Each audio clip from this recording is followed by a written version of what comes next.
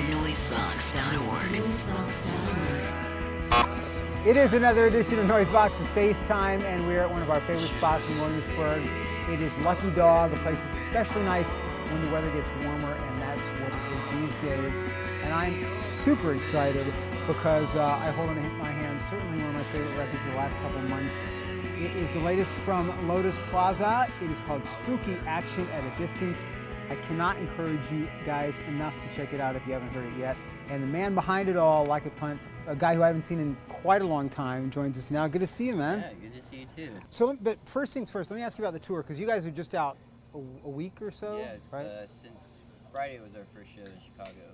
Things are going well? Yeah, it's been really good. Yeah? It's been really fun. Yeah. This is the most, I guess, extensive Lotus Plaza tour there's been yet, right? Yeah, I mean, the most was like, we did I did 2 weeks by myself with a Nudge. It's another cranky band, and Brian Foote, and we went to like Europe, and it was really fun. But you know, that was like my That was a while ago? It was like 2009, I think. It was a long time ago. Yeah. Tell me a little bit about the band you've got out with you. Are these guys you've played with before, or? With the guitarist Dan and the drummer Frankie. We played like, I guess the only other time I ever had a band together was like actually right after that tour I did in 2009, and we played like just one show, and it was with the 2 of them and then 2 other people. Well, this record, amazing record, and congratulations on the response it's already gotten in just a few weeks. It's well deserved. I guess the first thing I want to ask is how different was the process of making this record? From what I understand anyway, with Floodlight, the songs were written a good amount of time before the record came out. Right, yeah. And this is same with this record for the most part. Like, I mean, some of the songs were written like right after that record came out, and then and even had like a lot of the same vibe. But like, I went into a studio this time around with Chris Colte, like Deer Hunter sound guy, and as producer. Well, he recorded. He pretty much produced it. I mean, I'd be like more reverb here, so you know, Right. but he like was, I know he you was were. at the helm of I know you were never saying less reverb. Yeah, definitely not. I Right. mean, I think he was kind of like, you know, he's like, "Are you sure about that?" I'm like, "I don't know. We'll come back to it later." You know, but he definitely was like a good like check and balance for a lot of like my like insecurity tendencies. I'll like kind of blanket stuff sometimes. I think the headline that most people are coming away with in writing about the album, I guess the overall takeaway is that it's, and you can choose your word, less hazy, less shoegazy, less blurry, just cleaner sounding. Did it develop that way, or did you go in, I mean, I guess working in the studio, you knew it was going to sort of inevitably head in that direction. Yeah, like with, like I had demos for Strangers Now Touch, and those probably sounded not too dissimilar from like my first album. And so, you know, as time kind of progressed, I mean, I was still writing songs, but like I knew I definitely wanted those to be like a little more upfront. I just didn't want to like repeat like what I had already done, you know. Like I wanted to have something like, because I feel like those songs, they all like have something kind of like, they have cool stuff happening in them. Like I would like go to a church and record a piano track in it, but it's like you can't even hear it. It's like It's just like a, you know, so just a little layer in there somewhere. Yeah. So this time I was like, I want you know, like I wanted to like kind of just have it more direct. Like I was thinking about having like a live band in mind, like 2 guitars, bass drums, keyboards, and try to like just keep the songs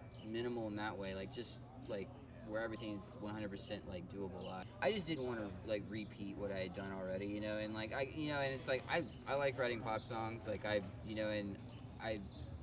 wanted to like have that, but I didn't, you know, I think maybe like a bridge between like a very clean pop song and like my last album as well is kind of wanting. Like I still like those like reverberated like textures and like delays. I like that stuff. I just didn't want it to be like that's all you heard, you know. We mentioned Strangers before. Let me ask you specifically about Monoliths, because it's a really beautiful song, and it's one of my favorites. And I also, since we don't have, for people who don't know, we're actually taping this a few weeks before it's going to post, and we may or may not have a music video at that time. If we did, it would be for Strangers. So what I'm going to do actually is just play the song Monolith. We're going to Okay, take a okay. break, play the song Monolith. Before we do that, though, let me ask you: is there anything you can say about that song, or how it came about, or? That song was like started with my like favorite songwriting technique is that I'll make like a guitar loop, and then that's like that sound in the beginning. It's just like goes the whole time. And Yeah, then yeah. I usually write songs on top of it, and like sometimes I'll cut it out, you know, and like, but it's and like it's just like I guess it's kind of a song about like sort of like the being a daydreamer sort of. I mean that's like the vibe of it, and then like kind of the bad side to that too, I guess. Instead of like being like productive, I guess. Is that is that where the line one of these days I'll come around? Yeah. I'll come around, sort of suggesting that I'll become a productive person. Well, more just kind of like present, I guess. I feel like I'm like constantly like off in your own world. and it affects like a lot of like people that friendships, relationships. Yeah, and it's like it's weird because like I never noticed it, or, obviously I guess, but like I just kind of like but it does like bother people a lot, and I hear about this and I would have never thought that.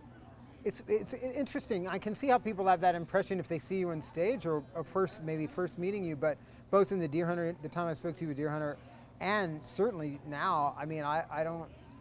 You're certainly an engaging person, so I don't know where that is. It when you're by yourself that you tend to withdraw, or like I get like lost in like say if I were to like be not doing an interview or something, right. I'd probably be like I just kind of like get engrossed in like usually one thing. Like I kind of have like sort of like somewhat of like an obsessive personality, or like like I just kind of like lock onto like certain things and just like obsessively like dwell on it, and like subjects or ideas or or just like moods and like and I mean it might not necessarily be daydreaming as it is like just kind of this like intense like cyclical thought process. Okay, well, so after the music, I want to ask you a bit about whether there is sort of a thread of thought or maybe a theme to the record. That's something I feel like there is a bit. So anyway, check it out. From Spooky Action at a Distance, one of my favorite titles, by the way, album titles of the year, something else I have to ask him about, which I still don't entirely understand the idea behind it, but we'll get to that.